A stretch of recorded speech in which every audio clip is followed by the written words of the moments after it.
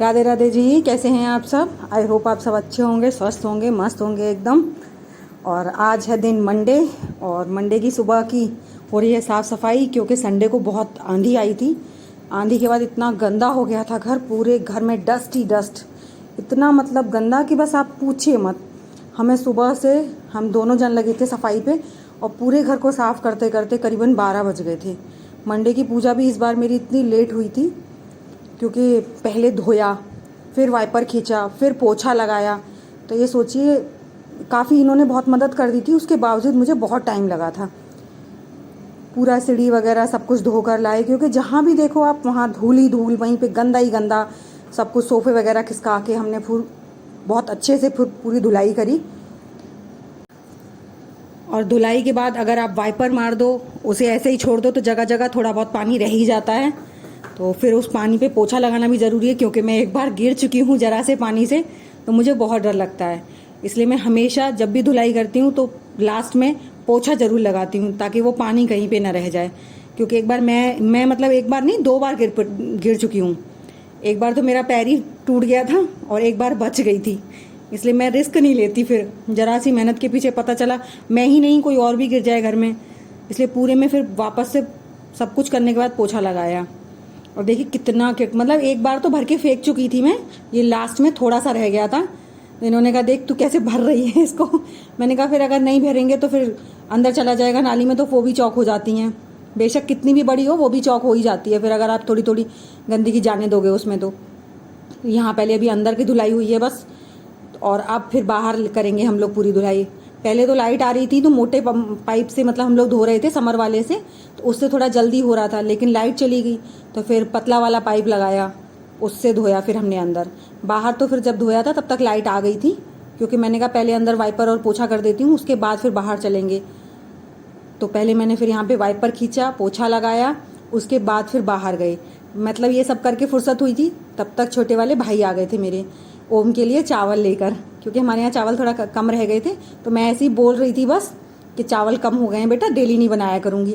उसने अपने मामा जी से बोल दिया, क्योंकि वही लाते हैं चावल, हमेशा वहीं से आते हैं मेरे तो चावल। हम लोग कभी अपने घर के चावल नहीं निकलवाते, हमेशा मेरे मायके से ही आते हैं।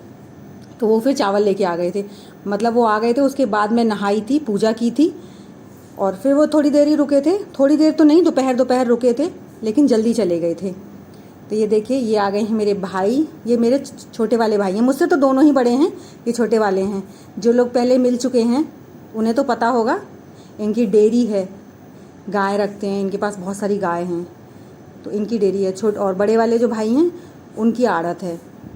तो दोनों भाई मतलब गाँव में ही रहते हैं, बच्चे इनके बाहर पढ़ते हैं दोनों के। ये शाम को जा रहे थे तब मैंने इनकी वीडियो बनाई थी, वैसे तो फिर उनसे बातें करने में ही लगे रहे, वीडियो बनाने का टाइम ही नहीं मिला, याद भी नहीं रही, और फिर बस ऐसे ही निकल गया था पूरा दिन।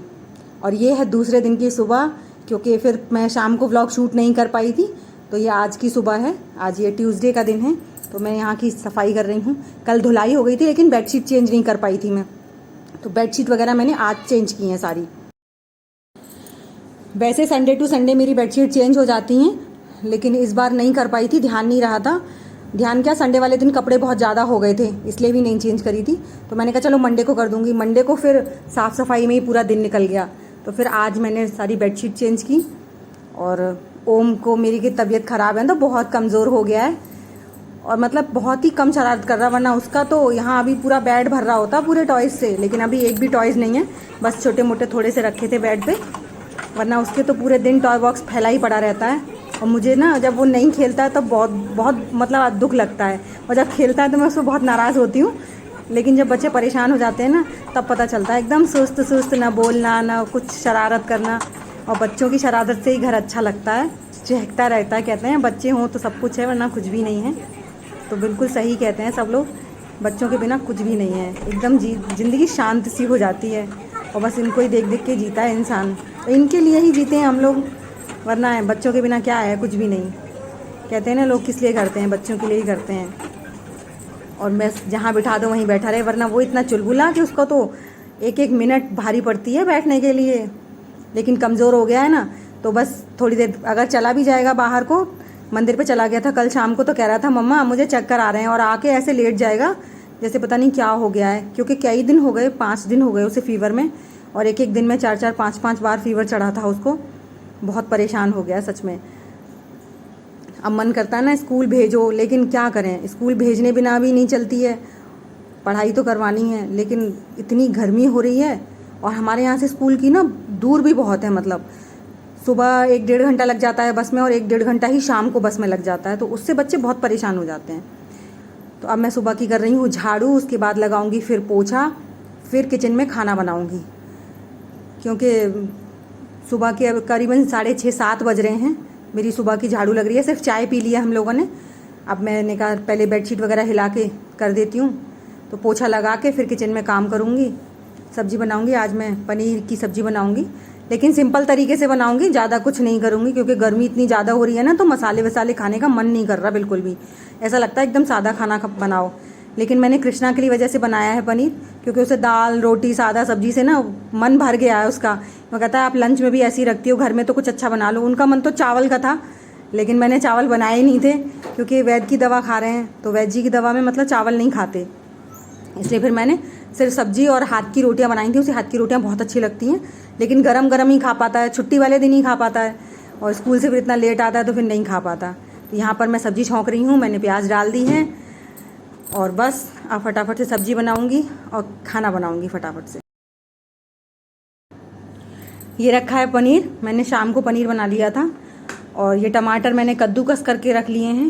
हमारी ना मिक्सी ख़राब हो गई है, तो मैं सब कुछ कद्दूकस ही कर रही हूँ। प्याज भी मैंने कद्दूकस ही की थी, और मिक्सी ग्राइंडर सब कुछ मतलब एक साथ ही ख़राब हो गया है। वरना मिक्सी ख़राब हो जाती थी तो ग्राइंडर से काम चल जाता था, लेकिन अब वो ग्राइंडर भी ख़राब हो गया है। तो बस हल्दी पाउडर, थोड़ा सा मिर्ची पाउडर, थोड़ा सा धनिया पाउडर वगैरह डाल के और सादा सिंपल तरीके से सब्ज़ी बना रही हूँ मैं। और तभी आ गया था दीदी का फ़ोन, तो दीदी से बातें भी करती जा रही हूँ। दीदी बच्चों की तबीयत की पूछ रही थी कि कैसी है बच्चों की तबीयत, और उनसे बातें करते ही करते ही मेरी सब्ज़ी बन गई थी। और फिर मैंने सलाद वगैरह काटा और खाने की करी तैयारी, क्योंकि खाने का टाइम भी हो गया था, शायद 10 बज गए थे तब तक करते करते। पोछा लगाने में ही मुझे 1 घंटा लग जाता है, और 1 ही घंटा झाड़ू में लग जाता है। और उसके बाद फिर सब्ज़ी की तैयारी करी, कद्दूकस वगैरह किया, प्याज टमाटर, तो इस तरीके से 10 बज गए थे मुझे। फिर मैंने रोटी सेक के सबको खाना खिलाया।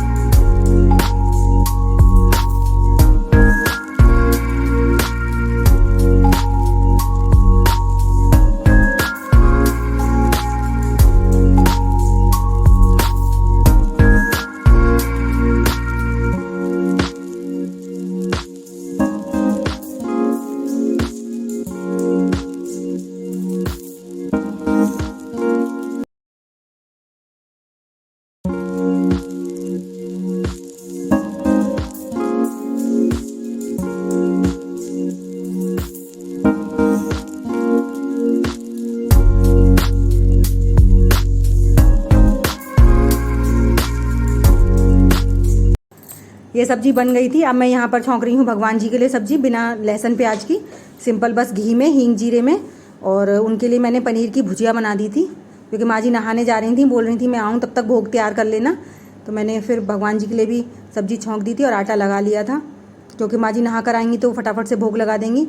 जब भोग लग जाएगा तभी सब लोग खाना खाएंगे ना, इसीलिए फिर मैंने साथ साथ भगवान जी के लिए भी सब्ज़ी बना दी थी। और फ़ैन मैंने चला लिया था ना, तो मतलब गैस उड़ रही थी, तो मैंने फ़ैन भी बंद कर दिया।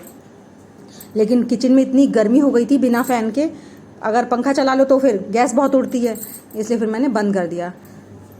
भगवान जी की सब्ज़ी भी बन गई थी, और उसके बाद फिर मैंने सलाद वलाद काट के खाने की तैयारी कर ली।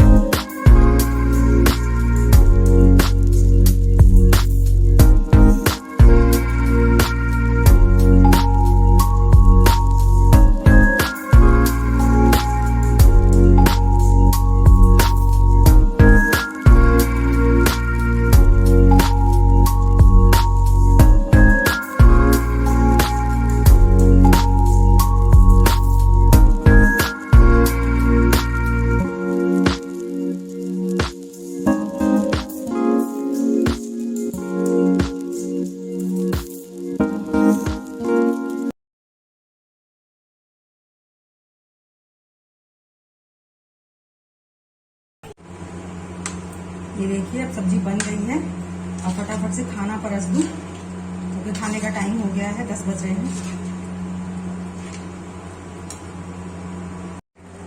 तो मैंने खाना सर्व कर लिया है। ये शक्कर है, सब्जी है, दही, रायता और सलाद। अब फटाफट से रोटी सेक दूं और दे दूं इन सबको खाना। आ जाइए आप लोग भी खाने पे। और मैंने आज पनीर की सब्जी एकदम सिंपल तरीके से बनाई है, जैसे घर में जो मसाले थे, बस थोड़े से टमाटर, थोड़े से प्याज, बाकी कुछ नहीं, खड़ा मसाला कुछ भी नहीं डाला है मैंने, क्योंकि गर्मी बहुत हो रही है, इसलिए एकदम सिंपल तरीके से बनाई है। सब्जी को दूसरे बर्तन में पलट लूँ क्योंकि इसमें कढ़ाई में फिर काली हो जाती है। अभी कलर अच्छा है, फिर काली हो जाएगी। मैंने थोड़ा पतली ग्रेवी रखी है क्योंकि कृष्णा को और इनको ज़्यादा गाढ़ी अच्छी नहीं लगती है। चावल तो नहीं बनाऊंगी क्योंकि अभी सबकी दवा चल रही है और वैद्य की दवा में चावल का परहेज होता है, इसलिए चावल नहीं बना रही है। इसी पे रख दूंगी ताकि गर्म बनी रहे सब्जी। बस ढक देती हूँ, रोटियां सेक लूँ। रोटी हाथ की बनाऊंगी।